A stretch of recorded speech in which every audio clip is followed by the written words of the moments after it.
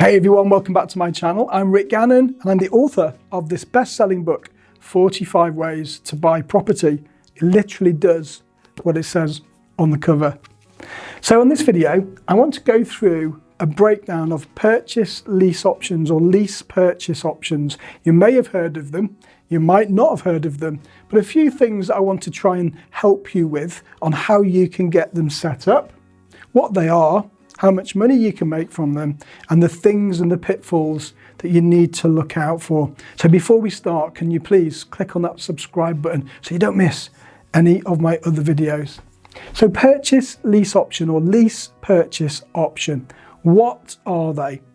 Well, it's a deal where you can find property, you can control it now with an option to buy it at a predetermined price at some time in the future.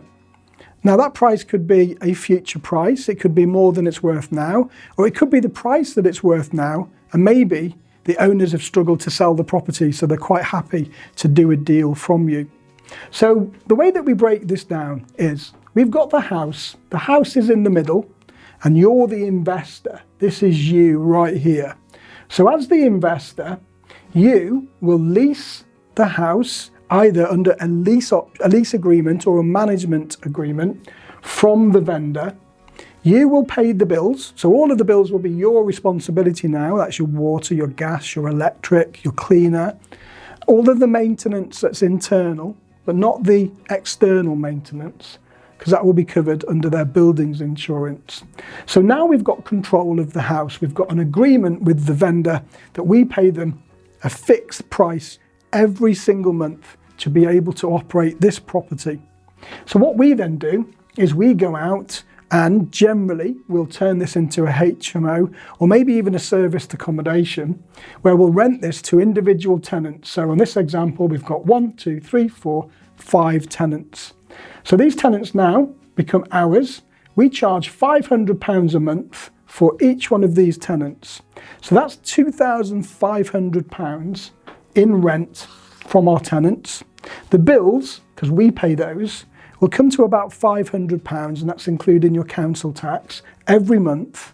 We're going to give £1,000 a month to the owner every month, even if the property is not occupied, and that's the benefit for them because they get paid every month, which means that we make £1,000 a month profit on a property that we don't own at the moment. We haven't had to put stamp duty down. We haven't had to put any deposit down. So all we've had to do is maybe invest a little bit of money to turn it into a HMO.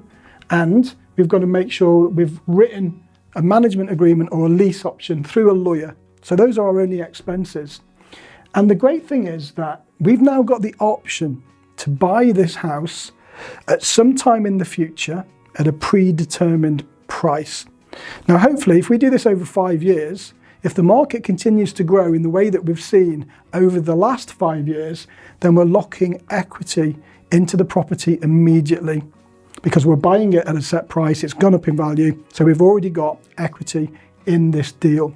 Now, the other element is that this is an option to purchase, not the obligation. So that means in 5 years' time, if for whatever reason we choose not to buy the house, we can simply hand it back. It will have to be back in the order we bought it or we took it over, but we can hand it back. So it's the option, not the obligation.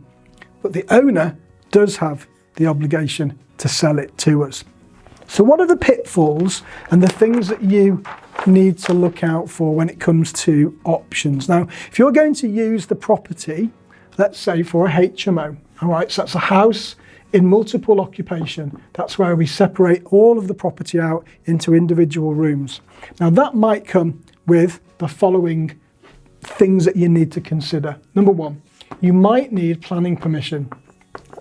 So you'll have to check with your local council. I've got lots of other videos on this. Number two, the owner will need the right mortgage in order for you to be able to rent it as a HMO. So you'll have to check with them. Number three, the owner will need the correct insurance policy. So make sure that they're covered.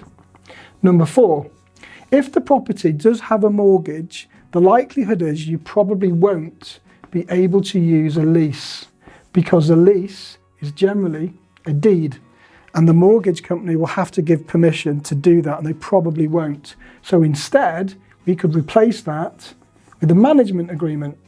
So we've got now a managed option instead of a lease option. It's the same thing, only it's a management agreement instead of a lease. Now, the other elements are, if you're going to turn it into a HMO, you'll probably, well, you will if it's 5 people, you'll need licensing.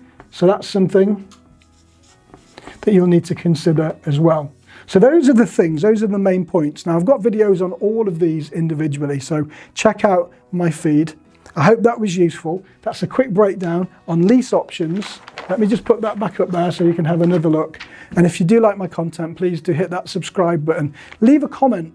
Let's get the conversation moving. And if you'd like me to do a video for you specifically breaking down any property topic, then let me know in the comments and I'll get onto that straight away for you.